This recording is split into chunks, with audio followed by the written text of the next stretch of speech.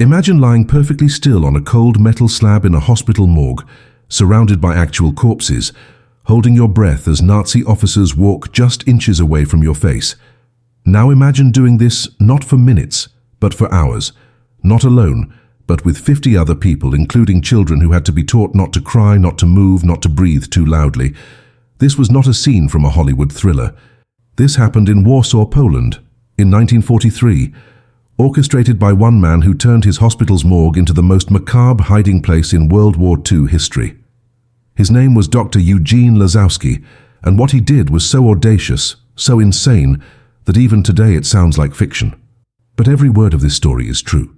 And by the end of this video you will understand why this man's name should be spoken in the same breath as Oskar Schindler, yet almost nobody knows who he was. Warsaw in 1943 was not a city. It was a graveyard pretending to be alive.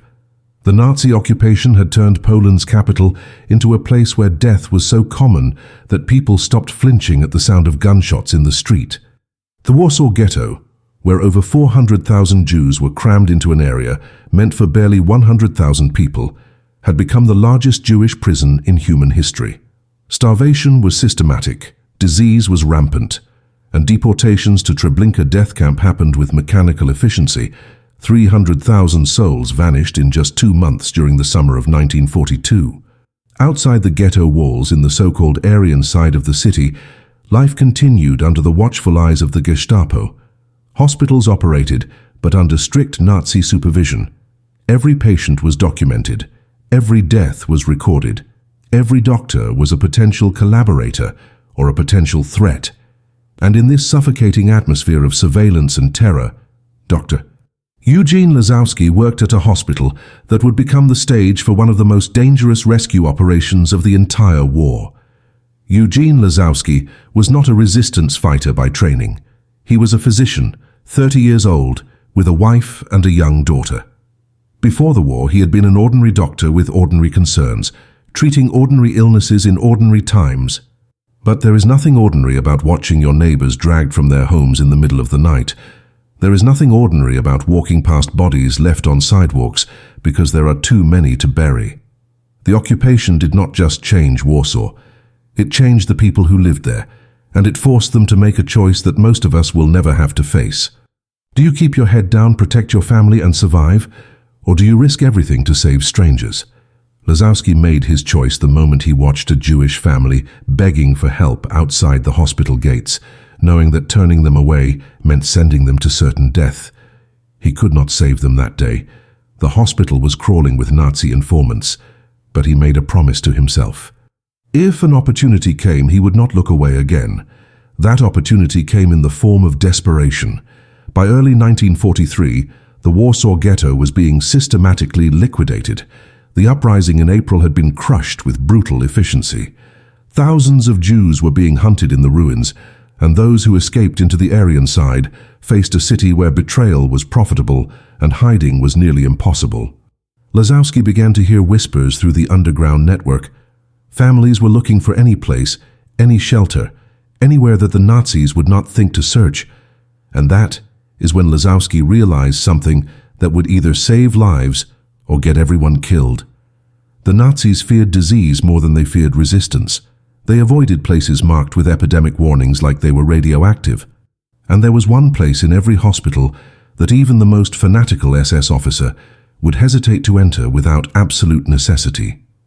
The morgue, the house of the dead, the place where bodies awaited identification, autopsy, or burial. It was the last place anyone would think to look for living, breathing, terrified human beings. The plan was insane.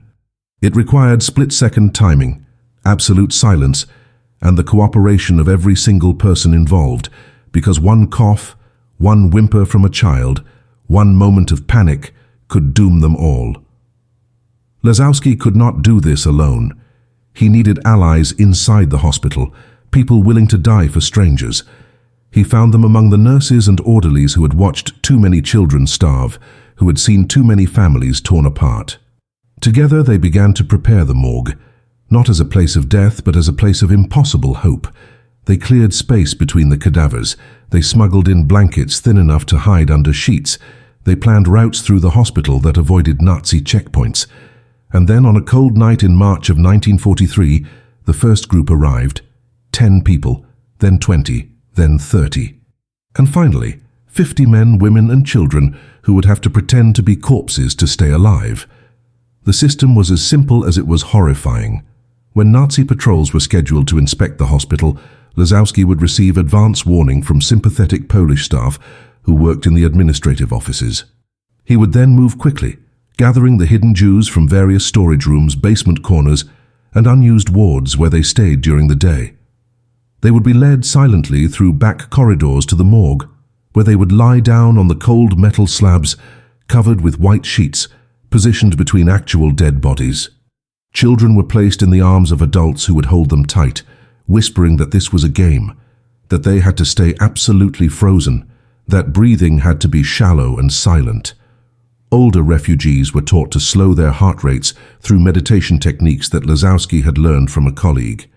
They would lie there sometimes for 3 hours, sometimes for 6, as Nazi officers walked through the morgue, checked paperwork, and occasionally lifted sheets to verify that the bodies matched the death certificates that Lazowski had carefully, meticulously forged. The first time Lazowski executed this plan, he vomited afterwards from sheer terror. Not because it failed, but because it worked. He had watched through a crack in the door as an SS officer walked between the slabs, his boots echoing on the tile floor, casually lifting a sheet here and there. One of the sheets covered a 12-year-old girl named Rachel, lying next to her mother, both holding their breath as the officer's hand hovered inches above the fabric. The officer paused. He looked down at the clipboard in his hand, comparing numbers. Lazowski felt his heart stop. The man's hand moved toward the sheet covering Rachel. Then a voice called from the hallway, some administrative question about paperwork, and the officer turned away, letting the sheet fall back into place.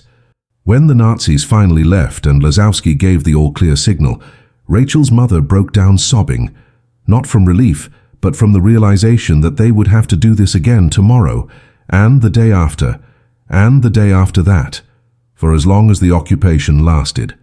The physical logistics of hiding 50 people in a functioning hospital were staggering. During the day, when the morgue was in active use for actual deceased patients, the refugees had to be scattered throughout the building in spaces that Lazowski had carefully identified as low-traffic zones. Some hid in a storage room filled with old medical equipment that had been decommissioned but never removed. Others stayed in a section of the basement that had been partially flooded and was therefore avoided by hospital staff. A group of younger men were hidden in a ventilation shaft that Lazowski had discovered during a routine maintenance inspection, a space just large enough for 3 people to sit hunched over for hours at a time. Food was the constant challenge. Hospital rations were already meager under Nazi control, and diverting food to 50 extra mouths required a conspiracy involving the kitchen staff, the supply clerks, and even the janitors who smuggled bread hidden in cleaning supply buckets. Lazowski began falsifying medical records to request additional food supplies for fictitious patients suffering from malnutrition, creating ghost patients who existed only on paper, but whose meal allocations went to the living ghosts hiding in his hospital. The psychological toll on everyone involved was crushing. The refugees lived in a state of permanent terror, knowing that discovery meant not just their own deaths, but the execution of everyone who had helped them, including the doctors, nurses, and their families. Children had to be kept quiet during the day, which meant they were sometimes given mild sedatives that Lazowski hated administering, but saw no alternative to using. One mother confessed to a nurse that she had contemplated suffocating her own infant son during a close call with a Nazi inspection, believing it would be more merciful than letting him be discovered and sent to Treblinka. The nurses who worked with Lazowski began showing signs of severe stress. One young woman named Helena developed a tremor in her hands that never went away, even decades after the war. Another nurse started having panic attacks whenever she heard German voices, her body physically reacting to the language of occupation. And Lazowski himself barely slept, lying awake at night running through scenarios, identifying weaknesses in the system, wondering which mistake would be the one that killed them all. But what terrified Lazowski more than the Nazis was the reality of betrayal from within.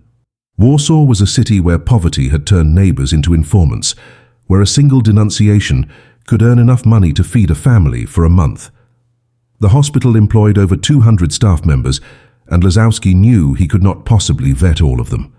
There were janitors who expressed sympathy for the Nazi cause. There were administrative workers who had family members serving in the collaborationist Polish police. Any one of them could walk into a Gestapo office and trade 50 Jewish lives for a reward. Lazowski began to develop a system of compartmentalized information, where no single person except himself knew the full scope of the operation. The kitchen staff knew they were preparing extra food but did not know who it was for. The nurses who helped move refugees knew some were being hidden but did not know where all the hiding places were. Only Lazowski held all the pieces of the puzzle, which meant that if he was arrested, the entire operation would collapse within hours. The breaking point came in late April of 1943, when a new hospital administrator was appointed by the Nazi occupation authorities. His name was Klaus Hoffmann, a German bureaucrat with a reputation for efficiency and ruthlessness. Hoffmann was not a doctor. He was an accountant, sent specifically to audit the hospital's resources and identify waste or theft. Within his first week, he noticed discrepancies in the food supply records. He noticed that the morgue seemed to go through an unusual amount of cleaning supplies. He noticed that certain sections of the basement were marked as off-limits due to structural damage, yet no repair work had ever been authorized. Hoffmann began asking questions, requesting documentation, demanding to inspect areas of the hospital that had previously been ignored. And Lazowski realized, with cold certainty, that his time was running out. The system that had worked for 2 months was about to be exposed, and he had to make a decision. Shut down the operation and scatter the 50 refugees into a city where they had almost no chance of survival, or double down, take bigger risks, and pray that his luck held just a little bit longer. Lazowski made a decision that would have seemed suicidal to anyone thinking rationally. Instead of scaling back the operation, he expanded it. His reasoning was counterintuitive, but brilliant. Hoffmann was suspicious because the irregularities were small and subtle, the kind of discrepancies that suggested someone was trying to hide something. So Lazowski decided to give Hoffmann exactly what he expected to find, but in a way that would lead him away from the truth. He began deliberately creating false trails, manufacturing fake black market schemes that would explain the missing supplies. He falsified records showing that medical equipment was being sold to underground resistance groups, a crime serious enough to warrant investigation, but one that had nothing to do with hiding Jews. He even planted evidence suggesting that some of the hospital staff were smuggling morphine to sell on the black market. These were dangerous games to play, because if Hoffmann pursued any of these leads too aggressively, innocent staff members could be arrested. But Lazowski calculated that Hoffmann, like most bureaucrats, would follow the path of least resistance, focusing on financial crimes he understood, rather than digging deeper into the operational mysteries of a busy hospital. The gambit worked, but it created a new nightmare. Hoffmann launched an internal investigation into the supposed black market activities, which meant increased surveillance throughout the hospital. Nazi security officers began making random spot checks at unpredictable times, destroying the early warning system that Lazowski had relied on. The refugees could no longer move safely during the day, which meant that more of them had to remain in the morgue for longer periods, even when it was in active use. This created impossible situations where Lazowski and his team had to perform actual autopsies on real corpses, while living people lay hidden just feet away, listening to the sound of scalpels cutting through flesh, trying not to react to the smell of death that filled the room. One afternoon, a Nazi medical inspector arrived unannounced to observe an autopsy, standard procedure to ensure that hospital staff were properly documenting cause of death for occupation records. Lazowski had no time to clear the morgue. 7 refugees were hidden under sheets at the far end of the room, while Lazowski performed an autopsy on a man who had died of typhus, narrating his findings in flawless German while his hands shook so badly he could barely hold his instruments. The psychological breaking point came when one of the hidden refugees, a man named David Stern, suffered a heart attack while lying on a morgue slab during a Nazi inspection. Lazowski heard the unmistakable sound of labored breathing, the wet gasping of a man whose heart was failing. The Nazi officer conducting the inspection was standing less than 10 feet away, reviewing paperwork. Lazowski did the only thing he could think of. He began coughing loudly, a hacking theatrical cough that echoed through the morgue, masking the sound of David's struggle. He moved toward the officer, still coughing, forcing the man to step back instinctively, creating distance between the Nazi and the sound of David's dying breaths. Lazowski claimed he was coming down with a cold, possibly influenza, and suggested that the officer might want to complete his inspection quickly to avoid contagion. The German, visibly uncomfortable, agreed and left within minutes. As soon as the door closed, Lazowski rushed to David, but it was too late. The man had died silently, his hand clutched over his own mouth to muffle the sounds of his heart attack, dying while pretending to be already dead. They could not even mourn him properly. His body simply remained on the slab, now genuinely a corpse among corpses, and was processed through official channels as a patient who had died of natural causes in a hospital ward. The death of David Stern changed something fundamental in Lazowski. Up until that moment, he had believed that perfect execution could prevent tragedy, that if he was careful enough and smart enough and brave enough, he could save everyone. David's death taught him the brutal truth: he could not save everyone.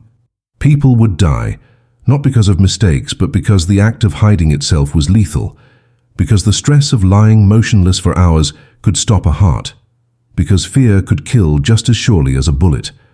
But what devastated Lazowski even more was the reaction of the other refugees. They did not blame him, they thanked him. David's wife, who had been lying next to her husband when he died, whispered to Lazowski later that David had chosen this death over the alternative, that dying while fighting to survive was better than dying in a gas chamber at Treblinka. She asked Lazowski to promise that he would not stop, that David's death would not be the reason the operation ended. And Lazowski, standing in a hospital corridor with blood still on his hands from the autopsy, made that promise. By May of 1943, Lazowski was operating on almost no sleep, sustained by benzodrine tablets and black coffee, his mind running constantly through contingencies and scenarios. He had developed a system of hand signals with his nurses that could communicate complex information without words. A hand on the shoulder meant Nazis in the building. 2 taps meant they were headed toward the morgue. A clenched fist meant everyone needed to freeze immediately. The refugees had become experts at reading these signals, responding with practiced precision. But precision could not account for chaos. And chaos arrived on the morning of May 18th, when the Gestapo raided the hospital without warning. Not because of Hoffman's investigation, but because they had received a tip that weapons were being stored somewhere in the building. They came with dogs and metal detectors and orders to search every room, every closet, every space large enough to hide a rifle. And that included the morgue, where at that very moment 23 people were hidden under sheets, waiting for an all-clear signal that was never going to come. Lazowski had approximately 90 seconds from the moment he heard the commotion in the hospital lobby to the moment Gestapo officers would reach the morgue. There was no time to evacuate 23 people. There was no time to hide them anywhere else. There was only time for one desperate, insane improvisation. Lazowski grabbed every vial of formaldehyde in the supply cabinet and began pouring it directly onto the floor of the morgue, creating a toxic cloud of vapor that burned the eyes and throat. He then switched off half the lights, plunging the room into dim shadow, and threw open the refrigeration units where actual corpses were stored, letting the cold air mix with the formaldehyde fumes to create a wall of stench and chemical haze that was nearly unbearable. When the Gestapo officers entered 30 seconds later, they walked into what appeared to be a malfunctioning morgue in the middle of a sanitation crisis. Lazowski met them at the door, his eyes streaming with tears from the formaldehyde, and began apologizing profusely in German, explaining that there had been a refrigeration failure overnight and that several bodies were beginning to decompose rapidly, creating a health hazard that required immediate chemical treatment. The Gestapo officers were not scientists. They were policemen trained to find contraband and arrest resistors, and what they found was a room that smelled like death and chemicals, so overwhelming that one of them immediately stepped back into the hallway. Lazowski pressed his advantage.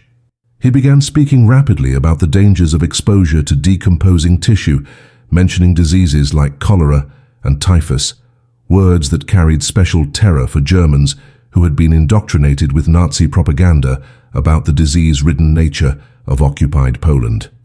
He offered to open body bags for inspection, knowing that no sane person would want to breathe in more of the toxic air than absolutely necessary. The lead officer, a man named Dieter Kraus, hesitated. His orders were to search every room, but those orders had been written by people sitting in comfortable offices who had never stood in a morgue filling with formaldehyde vapor. Kraus made a decision that saved 23 lives. He assigned 2 junior officers to conduct a visual inspection, while he and the others waited in the hallway, and he ordered that the inspection be completed in under 5 minutes. Those 5 minutes were the longest of Lazowski's life. He stood in the hallway with Kraus, making small talk about the difficulties of maintaining hospital equipment during wartime, while 10 feet away, 2 young Gestapo officers walked between the slabs, lifting sheets with gloved hands, looking for anything that resembled weapons or ammunition. One of the officers stopped at a slab where a woman named Miriam was hidden with her 8-year-old daughter, Leah.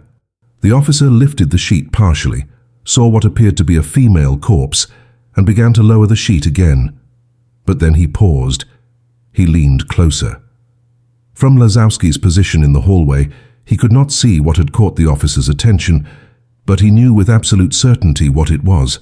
In the dim light and chemical haze, the officer had noticed something wrong. Maybe it was the color of the skin, too pink for a corpse. Maybe it was a subtle rise and fall of breathing. Maybe it was the warmth radiating from a living body. Whatever it was, the officer was staring, his hand still holding the sheet, his head tilted as he tried to make sense of what he was seeing. Lazowski did something that violated every instinct of self-preservation he possessed. He walked back into the morgue, directly toward the officer who was standing over Miriam and Leah, and he began coughing violently, the same theatrical cough he had used weeks earlier.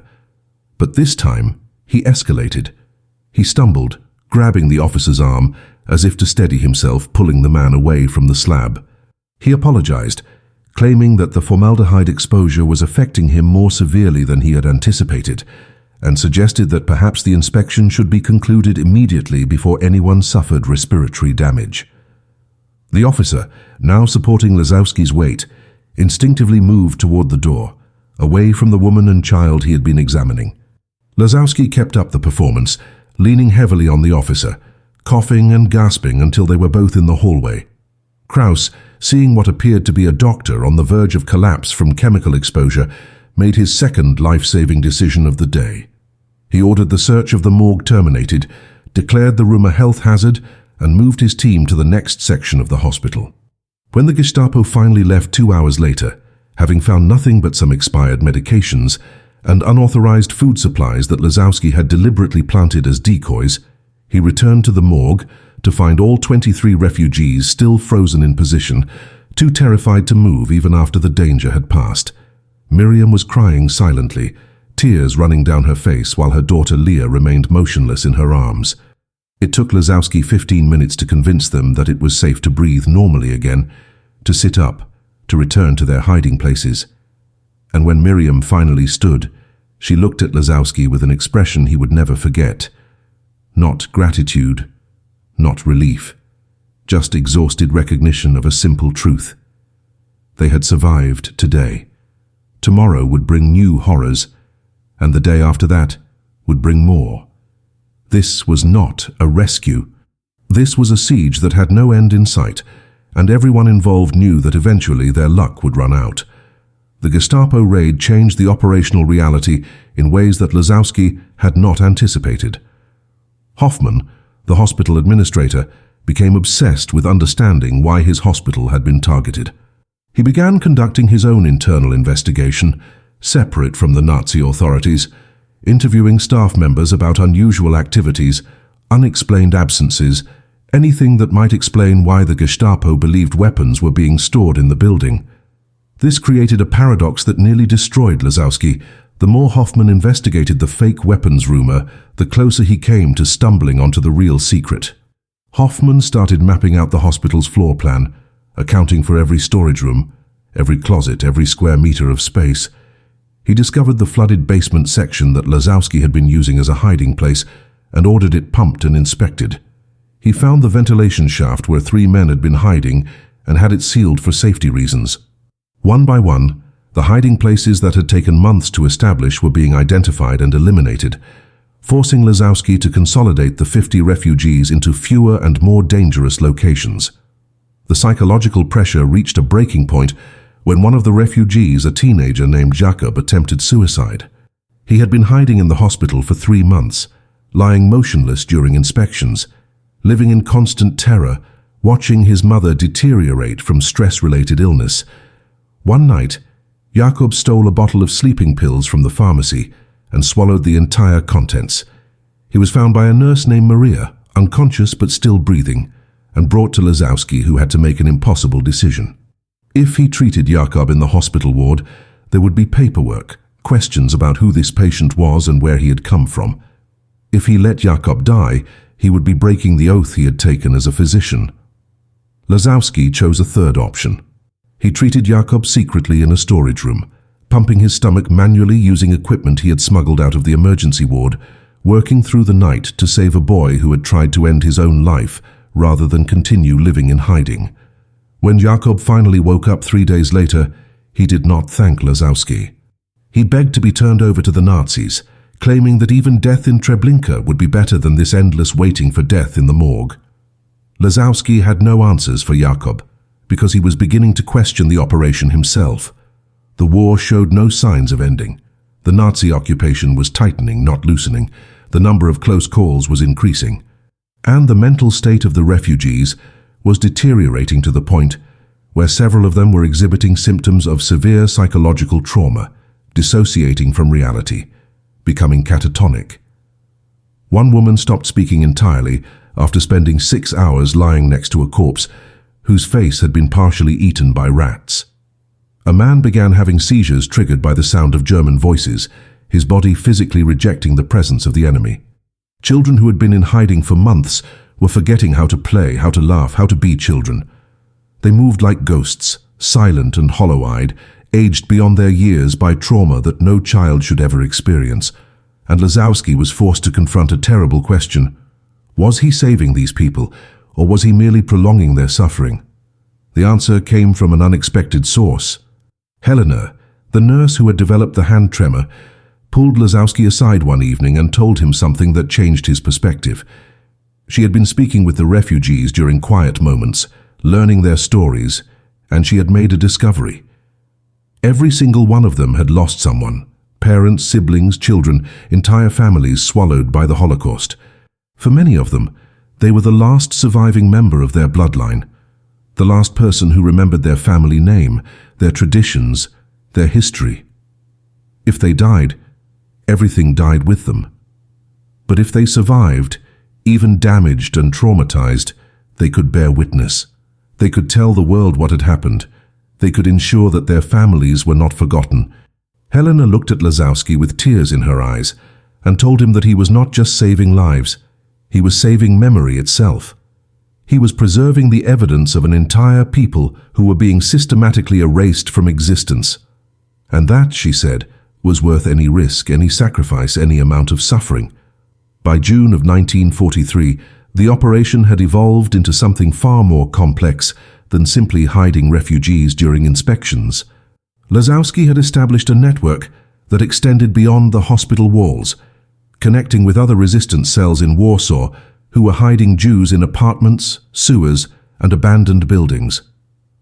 The hospital became a hub, a place where false identity papers could be created, where sick refugees from other hiding places could receive medical treatment, where information about Nazi movements could be collected and shared. Lazowski was no longer just a doctor hiding people in a morgue. He had become a central node in an underground railroad that was moving Jews through Warsaw, trying to get them to rural areas where they had a better chance of surviving until the war ended. But this expansion brought new dangers. The more people who knew about the operation, the greater the chance of betrayal. And in June, that betrayal finally came. The betrayal came from a janitor named Piotr Wolski, a man who had worked at the hospital for 15 years and who Lazowski had considered trustworthy. Wolski had gambling debts, a drinking problem, and a wife who was sick with tuberculosis, and the Gestapo knew how to exploit desperation. They offered him enough money to pay his debts and get his wife proper medical treatment in exchange for information about unusual activities at the hospital. Wolski did not know the full extent of what Lazowski was doing, but he knew enough. He had seen food being moved to areas of the hospital that were supposedly empty. He had heard whispers among the nursing staff. He had noticed that Dr. Lazowski often worked through the night in sections of the building that had no scheduled procedures. Wolski went to the Gestapo and told them everything he had observed, and on June 23, 1943, a Gestapo captain named Ernst Fischer arrived at the hospital with orders to conduct a complete and thorough search, with specific attention to be paid to the morgue, the basement, and any areas that Dr. Eugene Lazowski had access to. Lazowski received warning about Fischer's arrival from a sympathetic clerk in the hospital administration office, but the warning came with only 20 minutes of lead time, 20 minutes to move 50 people out of a building that was already being surrounded by Gestapo agents. It was impossible. There was no way to evacuate everyone without being seen. Lazowski made a decision that still haunts the historical record, because nobody knows if it was brilliant strategy or sheer desperation.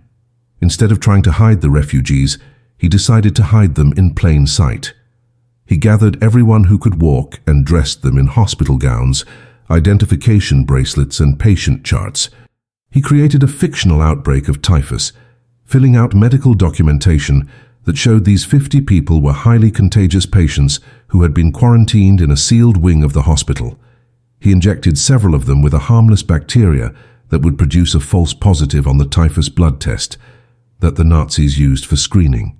And then he marked the entire quarantine area with red biohazard warnings in German, Polish, and Russian, signs that screamed danger to anyone who could read. When Captain Fischer arrived and demanded to search every area of the hospital, including the quarantine wing, Lazowski did not refuse. He agreed immediately, but he insisted on following proper medical protocol. He explained that typhus was extraordinarily contagious, that it spread through lice and fleas, and that anyone entering the quarantine area would need to wear full protective equipment and undergo decontamination afterwards. He showed Fischer the medical documentation, the blood test results, the patient charts that detailed symptoms, fever curves, and treatment protocols. Everything was meticulously falsified, but appeared completely legitimate. Fischer was not a doctor. He was a policeman, and like most people in occupied Poland, he had a deep fear of typhus, a disease that had killed thousands during the chaos of invasion. Fischer made a calculation. His orders were to search for hidden Jews, not to expose himself to a potentially deadly epidemic. He demanded that Lazowski open the doors to the quarantine area so he could visually inspect it from the doorway, but he would not enter. Lazowski opened the doors to reveal a ward filled with people lying in beds, their skin flushed with fever, some of them moaning in apparent pain, all of them exhibiting the classic symptoms of typhus. What Fischer could not know was that the flushed skin came from a mild allergic reaction to a plant extract that Lazowski had administered. The moaning was theatrical, and the fever readings on the charts were entirely fictional. The refugees were acting, giving the performance of their lives, pretending to be dying of disease when they were actually dying of fear. Fischer stood in the doorway for less than 30 seconds, his handkerchief pressed to his face, before stepping back and declaring the area clear. He did not even ask to see individual patient records.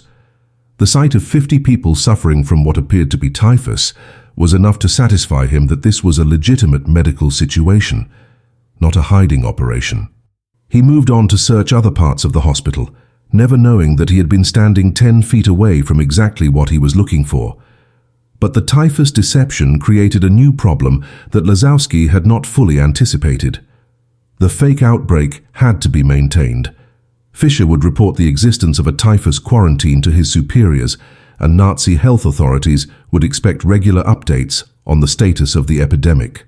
Lazowski had to continue filing reports, continue documenting the fake illness, continue administering the harmless bacteria injections to produce positive test results. The refugees could no longer move freely through the hospital. They had to remain in the quarantine ward indefinitely, genuinely quarantined not because of disease but because of deception. They were prisoners of their own fake illness, trapped in a performance that had no clear ending, and the psychological toll of this new reality was crushing. They had gone from hiding in darkness to hiding in plain sight, which somehow felt even more terrifying because now they had to be visible, to be seen by doctors and nurses who were not part of Lazowski's inner circle, to maintain their performance 24 hours a day with no breaks, no moments of relief, no possibility of dropping the mask. The fake typhus quarantine lasted for 3 months, from late June through September of 1943, and during that time, Lazowski lived in constant terror that someone would demand a second opinion, that a Nazi medical officer would insist on examining the patients personally, that someone with actual expertise in infectious disease would see through the deception. His fear was not irrational. Typhus outbreaks in occupied Poland were taken seriously by German authorities because they threatened not just the local population, but German soldiers and administrators. The Nazi response to typhus was brutal and efficient. Entire neighborhoods had been burned to the ground because of suspected outbreaks. Infected populations had been liquidated rather than treated. So when a German epidemiologist named Dr. Hans Weber arrived at the hospital in August, with orders to assess the typhus situation and determine if more aggressive containment measures were necessary, Lazowski knew that he was facing the most dangerous inspection yet. Weber was not a policeman who could be intimidated by medical jargon. He was a scientist who would know exactly what to look for, what questions to ask, what tests to run. Lazowski had one advantage. Weber, despite his expertise, was also a creature of Nazi ideology. He had been trained to believe that Poles and Jews were racially inferior, disease-ridden, and inherently unclean. Lazowski decided to use that prejudice against him. When Weber arrived, Lazowski did not try to minimize the outbreak, he exaggerated it. He told Weber that the typhus had spread because of the unsanitary conditions created by Polish refugees flooding into Warsaw from rural areas, refugees who carried lice and refused to follow basic hygiene protocols. He showed Weber fabricated charts demonstrating that the outbreak had started in the poorest sections of the city and spread to the hospital through contact with Polish workers. He painted a picture of a typhus epidemic that confirmed every Nazi stereotype about occupied Poland, and then he made his most audacious move. He suggested that the best way to contain the outbreak was not to liquidate the patients, which would create a disposal problem and potentially spread the disease further, but to maintain the quarantine indefinitely and use the patients as test subjects for experimental typhus treatments that could benefit German soldiers on the Eastern Front. The proposal was monstrous, deliberately designed to appeal to the Nazi mindset that saw occupied populations as expendable resources. Weber, listening to Lazowski describe how these typhus patients could be useful to the Reich, began to nod. He reviewed the medical files, asked pointed questions about symptom progression and treatment protocols, and then requested to observe one of the patients up close. Lazowski had anticipated this. He selected Jakob, the teenager who had attempted suicide months earlier, and who had since become one of the most committed performers in the operation. Jakob lay in bed, his skin flushed from the plant extract, his body trembling from controlled shaking, his breathing rapid and shallow. Weber approached, maintaining a safe distance, and began asking Jakob questions in broken Polish. How long had he been sick? Where did he think he contracted the disease? What were his symptoms? Jakob responded in a weak voice, describing fever, headaches, and body pain, symptoms he had memorized from the medical literature that Lazowski had given him to study. Weber seemed satisfied, but then he did something that stopped Lazowski's heart. He reached into his bag and pulled out a syringe, explaining that he wanted to take a blood sample for laboratory analysis in Berlin. This was the moment Lazowski had been dreading. The harmless bacteria that produced false positive results on the rapid typhus test used in Poland would not survive the sophisticated analysis available in German laboratories. If Weber took Jakob's blood back to Berlin, the deception would be exposed within days, and everyone involved would be executed. Lazowski had seconds to make a decision. He could refuse and risk Weber becoming suspicious. He could allow the blood draw and hope that somehow the sample would be lost or contaminated in transit. Or he could do something so dangerous that it bordered on madness. Lazowski stepped forward and offered his own arm, suggesting that if Weber wanted a definitive sample, he should take blood from Dr. Lazowski himself, who had been working in the quarantine ward for months and was almost certainly infected, despite taking precautions. Weber stared at Lazowski, processing this offer. Why would a doctor volunteer to be tested for a disease that could kill him? The answer, Lazowski explained, was that he had already accepted his probable infection and wanted confirmation so he could begin treatment before the disease progressed to later stages. It was a calculated gamble based on one simple fact. Lazowski had actually injected himself with the harmless bacteria weeks earlier, anticipating exactly this scenario. His blood would test positive for typhus on any analysis, which would confirm the reality of the outbreak and eliminate any suspicion that the quarantine was fraudulent.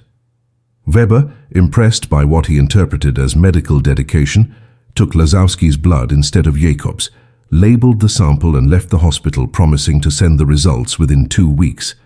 Those 2 weeks were among the most terrifying of the entire operation, because Lazowski knew that if anything about the blood work seemed inconsistent with genuine typhus infection, Weber would return with arrest warrants and execution orders. But the sample came back positive, confirming active infection, and Weber wrote a report to Berlin recommending that the quarantine be maintained and that Dr. Lazowski be commended for his handling of a dangerous epidemic situation. By October of 1943, the impossible had become routine. 50 people living in a hospital ward, pretending to suffer from a disease they did not have, guarded by a doctor who was now officially recognized as infected with typhus, but continued working because the hospital was understaffed and the Nazis valued productivity over individual survival. The refugees had developed elaborate systems to maintain the deception. They had memorized symptom patterns for different stages of typhus. They knew when to appear feverish, when to seem delirious, when to show signs of improvement that would justify why they were not dying at the expected rate. Children had learned to play sick with disturbing expertise, understanding that their survival depended on convincing German inspectors that they were too ill to be threatening, but not so ill that they required removal to a death facility. The quarantine ward had become a theater where every person was an actor, every moment was a performance, and the audience had the power to kill them all if they noticed a single inconsistency. But theater requires more than actors. It requires props, staging, and constant maintenance of illusion. Lazowski had recruited a team of nurses and orderlies who worked in rotating shifts to maintain the appearance of a functional quarantine ward. Medical supplies had to be used and documented to match the fictional treatment protocols. Bed linens had to be changed regularly to prevent actual disease from taking hold. Food had to be carefully rationed because typhus patients were expected to have reduced appetites, which meant the refugees were chronically underfed despite being surrounded by hospital resources. The psychological absurdity was crushing. People were starving in a building full of food, suffering in a place designed to provide care, imprisoned in a ward that was supposed to heal them, and every single day brought new challenges. A refugee would develop a genuine illness that required treatment but could not be documented. A child would forget their lines during an inspection and have to be covered by adults improvising explanations. Equipment would malfunction, creating situations where Lazowski had to repair or replace items without explaining why a quarantine ward required constant maintenance. The breaking point came not from external pressure, but from internal collapse. In November, one of the refugees, a woman named Sarah, who had been in hiding for 7 months, suffered a complete psychological breakdown. She began screaming in the middle of the night, tearing at her hospital gown, clawing at her own skin, shouting in Yiddish that she could not pretend anymore, that she would rather die as herself than live as a fiction. The outburst happened during a shift change when hospital staff who were not part of Lazowski's inner circle were present. Within minutes, there were witnesses, questions, and a crisis that threatened to expose everything. Lazowski had to make a split-second decision. He sedated Sarah heavily, so heavily that she would be unconscious for days, and then fabricated a medical explanation that her breakdown was a symptom of late-stage typhus affecting the neurological system. He documented her condition as typhus-induced encephalitis, a genuine complication of the disease, and isolated her in a separate room where she could be kept sedated and hidden until she stabilized. But Sarah's breakdown was a warning sign that the operation was approaching its limits. Other refugees were showing signs of similar psychological deterioration: the constant performance, the perpetual fear, the months of pretending to be sick while watching actual sick people die in adjacent wards, was breaking people in ways that Lazowski had no medical treatment for. He began to realize that even if they survived the Nazis, many of these people would never fully recover from the trauma of survival. They were paying a price that could not be calculated in physical terms, sacrificing their mental health, their sense of self, their basic humanity in exchange for the right to continue breathing. And Lazowski was forced to confront a horrible truth. He had saved their lives, but he had not saved them. He had simply transformed one kind of death into another, replacing the immediate death of the gas chamber with the slow death of the spirit that came from living as a ghost in your own body. The end came suddenly, not with dramatic revelation, but with bureaucratic efficiency. In December of 1943, Nazi authorities in Warsaw decided to consolidate medical resources. Several hospitals were being closed or converted to military use, and patients were being redistributed. The typhus quarantine ward at Lazowski's hospital was ordered to be transferred to a specialized infectious disease facility outside the city, a facility that Lazowski knew was actually a liquidation center where patients deemed incurable were systematically killed. The order gave him 72 hours to prepare the patients for transport. 72 hours to save 50 people who had already been saved a dozen times over. 72 hours to find a solution to a problem that had no solution, because this time there was no way to fake their way out. The patients were going to be physically moved, examined by doctors at the new facility, and when those doctors discovered that 50 people diagnosed with typhus showed no actual signs of the disease, the investigation would lead straight back to Lazowski and everyone who had helped him. Lazowski spent the first 24 hours after receiving the transfer order in a state of paralysis, his mind cycling through options that all ended in mass execution. He could not forge documents claiming the patients had died because 50 death certificates would trigger an investigation into why the typhus mortality rate had suddenly spiked. He could not evacuate them into the city because Warsaw was under complete lockdown, with checkpoints on every street and Nazi patrols conducting random identity checks. He could not keep them at the hospital because the transfer order had come from regional command, and defying it would bring immediate military response. For the first time since the operation began, Lazowski had run out of tricks, out of deceptions, out of ways to bend reality to his will. He sat in his office on the second night, staring at the list of 50 names, people he had kept alive through months of impossible circumstances, and he began to accept that he was about to watch them all die. The solution came from the most unexpected source. Klaus Hoffmann, the bureaucratic administrator who had been investigating the hospital for months, appeared at Lazowski's office with a proposal that made no sense. Hoffmann explained that he had been reviewing the hospital's records and had noticed something unusual about the typhus outbreak. The mortality rate was far lower than expected. Normally, typhus killed between 10 and 40% of infected patients, but in Lazowski's quarantine ward, only 3 patients had died in 6 months, a mortality rate of just 6%. Hoffmann believed this was because of Lazowski's innovative treatment protocols, and he had written a report to Berlin suggesting that Lazowski's methods be studied and potentially implemented in other facilities. The report had been approved, and Berlin had sent new orders. Instead of transferring the patients to a liquidation facility, they were to remain at the current hospital under Lazowski's continued supervision so that his treatment protocols could be documented and refined.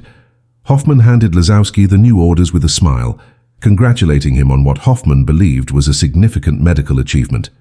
Lazowski read the orders 3 times, unable to process what had happened. Hoffmann, the man who had nearly destroyed the operation through his relentless investigation, had accidentally saved it by misinterpreting the data. The low mortality rate, which existed because the patients were not actually sick, had been interpreted as evidence of medical brilliance rather than medical fraud.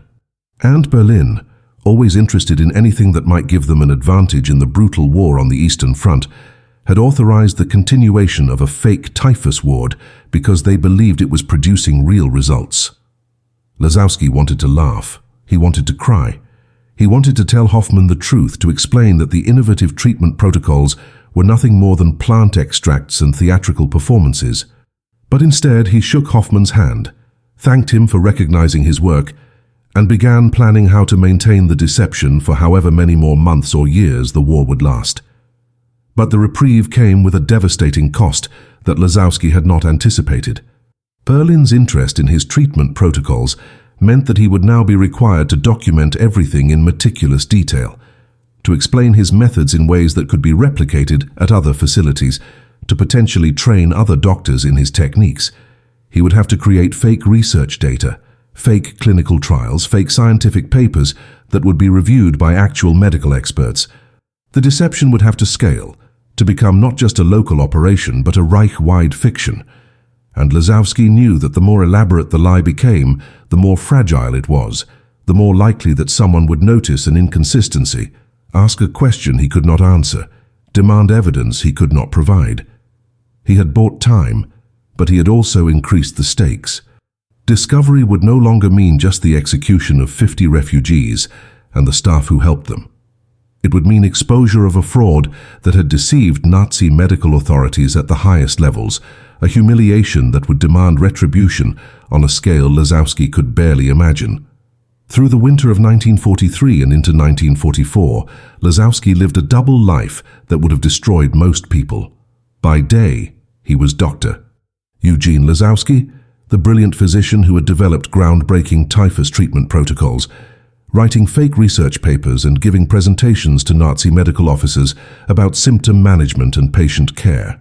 By night, he was a terrified resistance operative, forging documents, training refugees in how to maintain their performances, coordinating with other underground networks to move people through Warsaw when opportunities arose.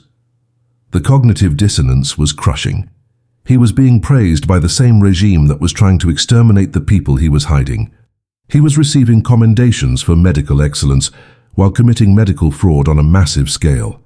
He was a hero and a liar, a savior and a con artist, all at the same time, and the psychological toll manifested in ways he could not control. He developed insomnia so severe that he would sometimes go 3 or 4 days without sleep. He started having panic attacks triggered by the sound of telephones ringing, because every call could be the one that exposed everything. His hands developed a tremor that matched Helena's, his body physically manifesting the stress that his mind could no longer contain. By spring of 1944, the war was turning. The Soviet army was advancing from the east. Allied forces had landed in Italy. The Nazi occupation of Poland, while still brutal, was showing signs of desperation. But for Lazowski and the 50 people in the typhus ward, liberation felt infinitely far away. They had survived for over a year through deception and luck, but luck had limits, and every day that passed was another day closer to the moment when their luck would run out. And then, in July of 1944, everything changed. The Warsaw Uprising began, a desperate attempt by the Polish resistance to liberate the city before Soviet forces arrived. The hospital became a battlefield. Nazi forces fought street by street to crush the uprising. Artillery shells hit buildings throughout the district. And in the chaos of urban warfare, as the hospital was evacuated and patients were scattered across the city to avoid the fighting, 50 people who had spent a year pretending to be sick with typhus simply walked out of the hospital and disappeared into the ruins of Warsaw, finally free of the performance that had kept them alive but had nearly destroyed them in the process. The Warsaw Uprising failed. After 63 days of brutal fighting, the Polish resistance was crushed, and the Nazis systematically destroyed what remained of the city, reducing entire neighborhoods to rubble as punishment for the rebellion. In the chaos of those final weeks, Lazowski lost track of most of the 50 people he had hidden. Some disappeared into the sewers, and escaped to Soviet-controlled territories. Others were recaptured and sent to concentration camps. A few died in the street fighting, killed by artillery or sniper fire after surviving a year of pretending to be corpses. Lazowski himself barely escaped execution. When Nazi forces retook the hospital, they discovered evidence of the underground network, the forged documents, the hidden supply caches. But they never discovered the truth about the typhus ward. Even in defeat, even as Warsaw burned, the deception held. The Nazis believed until the very end that they had been dealing with a genuine epidemic, never knowing that the disease they feared was nothing more than theater and chemistry.